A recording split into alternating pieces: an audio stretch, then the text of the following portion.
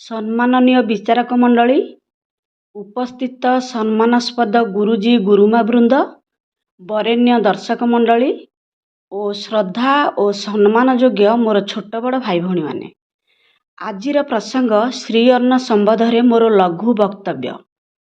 ଭାରତରେ ମାଣ୍ଡିଆକୁ ଶ୍ରୀ ଅନ୍ନ ନାମ ଦିଆଯାଇଛି, ଯାହାର ଇଂରାଜୀ ନାମ ମିଲେଟ୍ସ ଓ ହିନ୍ଦୀରେ ମୋଟା ଅନାଜ କୁହାଯାଏ। ଶ୍ରୀ ଅନ୍ନ କେବଳ ଜମି ଓ ଖାଇବାରେ ସୀମିତ ନାହିଁ। ଯେଉଁ ଲୋକମାନେ ଭାରତର ପରମ୍ପରା ସହ ପରିଚିତ, ସେମାନେ ଜାଣିଛନ୍ତି କୌଣସି ଶବ୍ଦ ପୂର୍ବରୁ ଶ୍ରୀ ଏମିତି ଲଗାଯାଏ ନାହିଁ। ଯେଉଁଠି ଶ୍ରୀ ଅଛି ସେଠି ସମୃଦ୍ଧି ବି ଅଛି ଓ ସମଗ୍ରତା ବି ହୁଏ। ଆମ ଓଡ଼ିଶାରେ ଶ୍ରୀ ଶବ୍ଦର ଅର୍ଥ ହେଉଛି ଲକ୍ଷ୍ମୀ ବା ଶୋଭା ବା ସୁନ୍ଦର। ଶ୍ରୀ ଅନ୍ନ ସମଗ୍ର ଭାରତରେ ବିକାଶର ଏକ ମାଧ୍ୟମ ହେବାକୁ ଯାଉଛି। ଏଥିରେ ଗାଁ ସାମିଲ, ଗରିବ ବି ସାମିଲ। ଶ୍ରୀ ଅନ୍ନ ଛୋଟ ଛୋଟ କୃଷକମାନଙ୍କର ରୋଜଗାରର ଏକ ମାଧ୍ୟମ ଅଟେ। ଏହା ଦେଶର କୋଟି କୋଟି ଲୋକଙ୍କର ପୋଷଣର କର୍ଣ୍ଣଧାର। ଦେଶର ଆଦିବାସୀ ସମାଜର ସତ୍କାର ଅଟେ। ଶ୍ରୀ ଅନ୍ନ ଅଳ୍ପ ପାଣିରେ, କମ୍ ପରିଶ୍ରମରେ ବହୁତ ଅମଳ ହୋଇ କୃଷକର ମିତ୍ର ହୋଇପାରିଛି।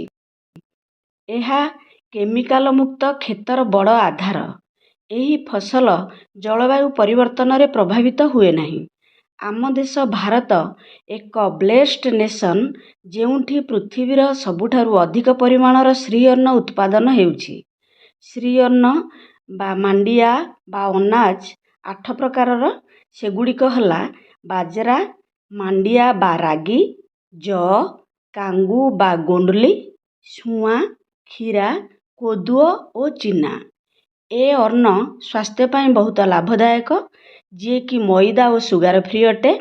ଏହାର ଉଦ୍ଦେଶ୍ୟ ଲୋକମାନଙ୍କୁ ପୋଷକ ତତ୍ତ୍ୱଯୁକ୍ତ ଖାଦ୍ୟ ସହ ପରିଚିତ କରାଇବା, ଆଦିବାସୀ ଓ ଶୁଖାଗ୍ରସ୍ତ ଅଞ୍ଚଳର ଲୋକମାନଙ୍କୁ କୁପୋଷଣରୁ ମୁକ୍ତି ଦେବା, କୃଷକମାନଙ୍କ ଆୟକୁ ଦ୍ୱିଗୁଣିତ କରିବା ଏବଂ ଦୁନିଆରେ ଶ୍ରୀ ଅନ୍ନର ଗ୍ଲୋବାଲ ଲିଡର ହେବା।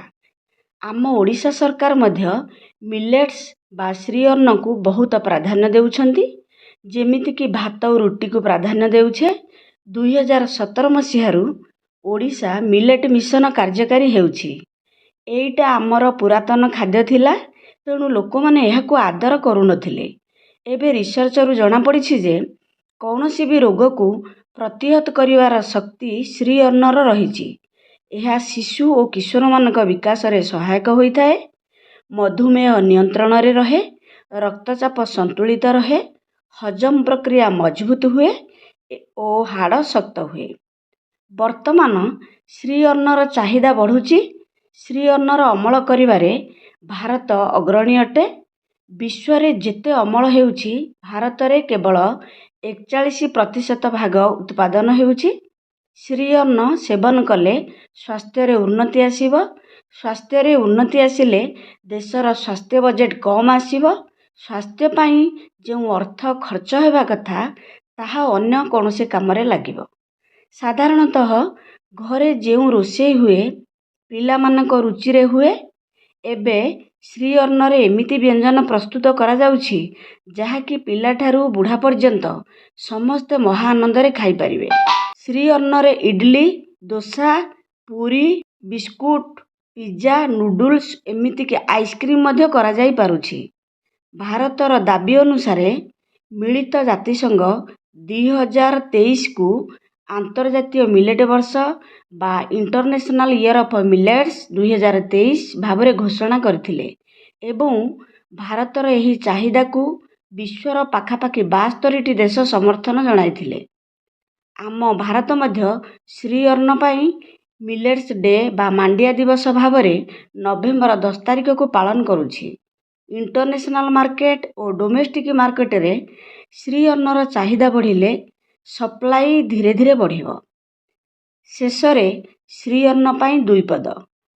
ନକରିବା ଅନାଦର ଶ୍ରୀ ଅନ୍ନକୁ ଏବେ, ପୁରାତନ ଖାଦ୍ୟ ଭାବି ନ ଭୁଲିବା କେବେ। ସାମିଲ ବି କରିଦେବା ଏବେଠୁ ଖାଦ୍ୟରେ, ସୁସ୍ଥ ସଦା ରହିଥିବା ରୋଗ ଯିବ ଦୂରେ। ମୁଁ ଏତିକି କହି ମୋ ବକ୍ତବ୍ୟ ଶେଷ କରୁଛି।